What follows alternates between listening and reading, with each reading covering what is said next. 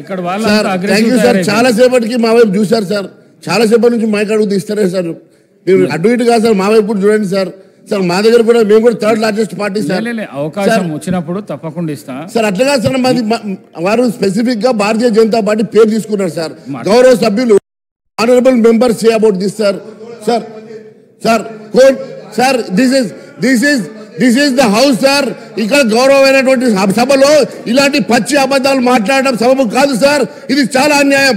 MIM ఈ రకంగా అవమానపరిచే మాటలు మాట్లాడితే ఊరుకునే సమస్య లేదు సార్. నిన్నటి వరకు వాళ్ళ చేతిలో స్టీరింగ్ ఉండే కారులో వాళ్ళు హాయిగా ప్రయాణం చేసిండ్రు కాబట్టి 10 సంవత్సరాలు అనుభవించారు కాబట్టి ఆనందంగా ఉన్నారు. ఇంకా అక్కడ సంసారం కుదరలే కాబట్టి ఈరోజు వాళ్ళ మీద పడుతున్నారు సార్. వాళ్ళు ఏమైనా చేసుకోండి, మధ్యలో భారతీయ జనతా పార్టీ జోలికి వస్తే బాగుండదని చెప్పి తెలియజేస్తా ఉన్నారు సార్.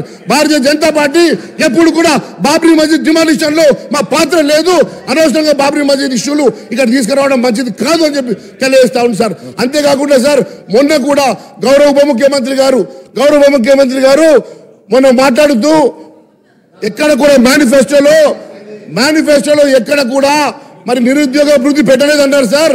పేజ్ నంబర్ 9లో నిరుద్యోగ వృద్ధి గురించి చాలా స్పెసిఫిక్ గా ఉన్నది సార్. కూనమనేని సాంబశివరావు గారు